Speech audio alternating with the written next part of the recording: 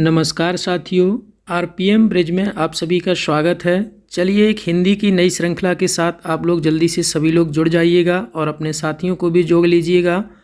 आपको ध्यान रखना है कि आप वीडियो को लाइक, शेयर और चैनल को सब्सक्राइब प्लस बेल आइकन को ज़रूर दबाना है और अपने दोस्तों से भी बोलना है चैनल के सब्सक्राइब करने के लिए। तो आप लोगों को ध्यान रखना है। चलिए हिंदी की एक नई श्रृंखला उत्तर प्रदेश पुलिस के लिए बहुत ही महत्वपूर्ण श्रृंखला है। सभी कहीं ना कहीं आए हुए क्वेश्चन हैं, इम्पॉर्टेंट क्वेश्चन हैं। चलिए तो श्रृंखला की शुरुआत करते हैं, लेकिन चैनल को सब्सक्राइब करना नहीं भूलना है। वीडियो को लाइक और शेयर, चैनल को सब्सक्राइब प्लस बेल आइकन को ज़रूर ही दबाना है। चलिए श्रृंखला की शुरुआत करते हैं। श्रृंखला की शुरुआत में आज के लिए पहला क्वेश्चन है। आज का जो टॉपिक आपका रहेगा वो टॉपिक आपका रचना और लेखक के ऊपर इम्पॉर्टेंट टॉपिक है, यानी कि कौन सी रचना किस लेखक के द्वारा दी गई है, यानी कि इसी टॉपिक पर आज हम बात करेंगे। इम्पॉर्टेंट क्वेश्चन है, एग्जाम में आए हुए क्वेश्चन हैं। उत्तर प्रदेश पुलिस के लिए बहुत ही इम्पॉर्टेंट होने वाला है ये वीडियो। चलिए क्वेश्चन की शुरुआत करते हैं। तो सबसे पहला क्वेश्चन है श्रृंखला का, आपको बताना है परीक्षा गुरु के लेखक कौन हैं। तो आपको बताना है परीक्षा गुरु के लेखक जो हैं वो कौन हैं।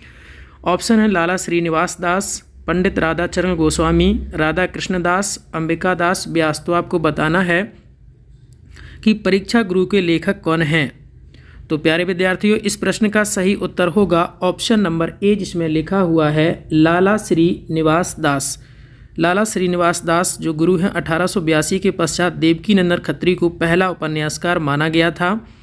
चलिए ठीक है, प्रश्न मिलवाते हैं अगले प्रश्न से। श्रृंखला का अगला प्रश्न है उखड़े हुए लोग उपन्यास के लेखक हैं।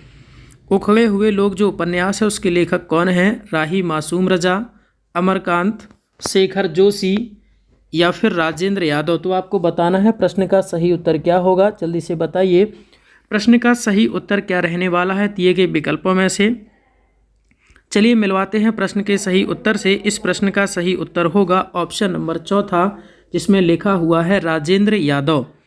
चलिए श्रृंखला के मिलवाते हैं अगले प्रश्न से। श्रृंखला का अगला प्रश्न है चीप की दावत कहानी के लेखक हैं। तो आपको बताना है कि चीप की दावत जो कहानी है उसके लेखक कौन हैं। तो जल्दी से बताइए भीष्म साहिनी, कमलेश्वर, मोहन राकेश या फिर मनोहर श्याम जोशी। तो आपको बताना है कि इस प्रश्न का या इस कहानी के लेखक कौन है। तो इस प्रश्न का सही उत्तर क्या रहने वाला है। इंपॉर्टेंट क्वेश्चन है।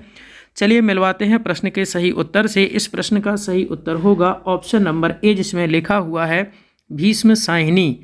अगला प्रश्न, अंधा युग किसकी रचना है। तो आपको बताना है कि अंधा युग जो है रचना वो किसकी है। लक्ष्मी नारायण लाल की है या फिर नरेश मेहता की है या फिर धर्मवीर भारती की है या फिर सुरेंद्र वर्मा की है।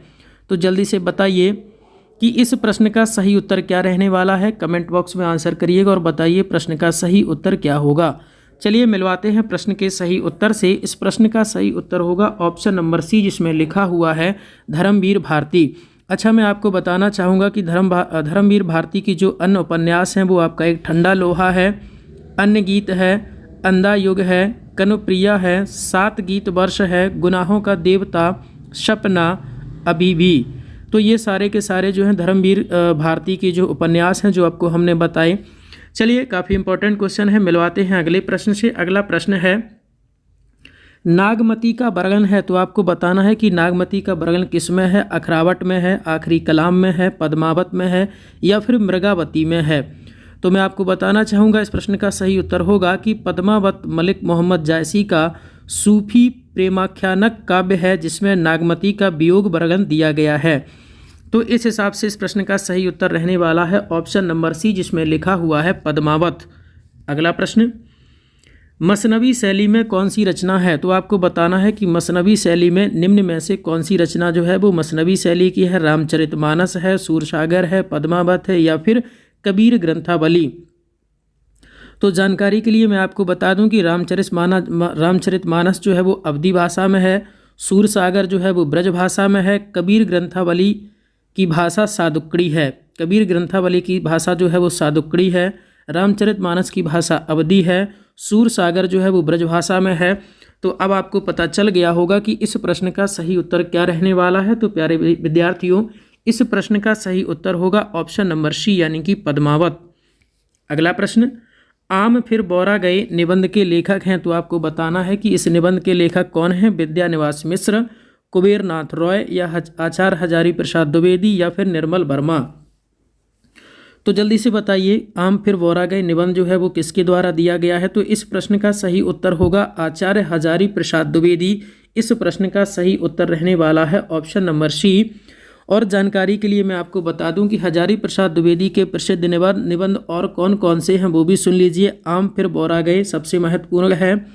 एक कुत्ता और एक मैना, ये भी इन्हीं का निबंध है। और इनका एक बहुत ही इम्पोर्टेंट निबंध है कुटज। तो ये सारे के सारे निबंध दिए गए हैं आचार्य हजारी प्रसाद द्विवेदी के द्वारा। अगला प्रश्न, पानवाला किसकी रचना है। तो आपको बताना है कि पानवाला जो है वो किसकी रचना है। पंत की है, निराला की है या विष्णु प्रभाकर की है या फिर प्रेमचंद की है। तो प्यारे विद्यार्थियों, इस प्रश्न का सही उत्तर होगा ऑप्शन नंबर दूसरा, यानी कि ऑप्शन नंबर तीसरा इस प्रश्न का सही उत्तर रहने वाला है। चलिए मिलवाते हैं अगले प्रश्न से। नशा कहानी के लेखक हैं, तो आपको बताना है कि जो नशा कहानी है उसके लेखक कौन है। तो जल्दी से बताइए इस प्रश्न का सही उत्तर क्या होगा। तो जल्दी से बताइए प्रश्न का सही उत्तर क्या रहने वाला है दिए गए विकल्पों में से, और हमें बताइए प्रश्न का सही उत्तर क्या रहने वाला है। जैनेंद्र होंगे या फिर भगवती चरण वर्मा होंगे या फिर जयशंकर प्रसाद होंगे या फिर प्रेमचंद होंगे। तो जल्दी से बताइए। अच्छा, इस प्रश्न का सही उत्तर होगा ऑप्शन नंबर चौथा, यानी कि प्रेमचंद।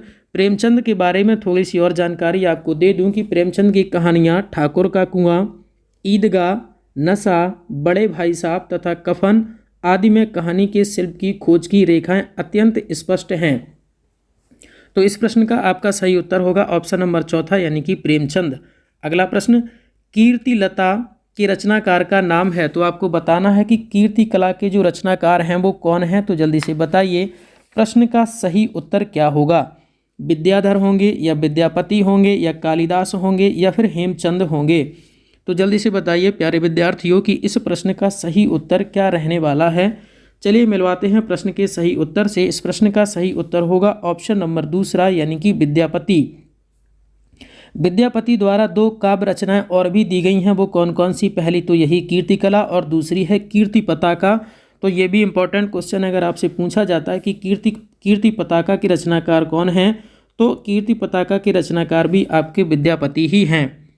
अगला प्रश्न, चंद्रधर शर्मा गुलेरी की कहानी उसने कहा था, यानी कि चंद्रधर शर्मा गुलेरी की जो कहानी है, कहानी का नाम क्या है। उसने कहा था सबसे पहले कहाँ पर प्रकाशित हुई थी।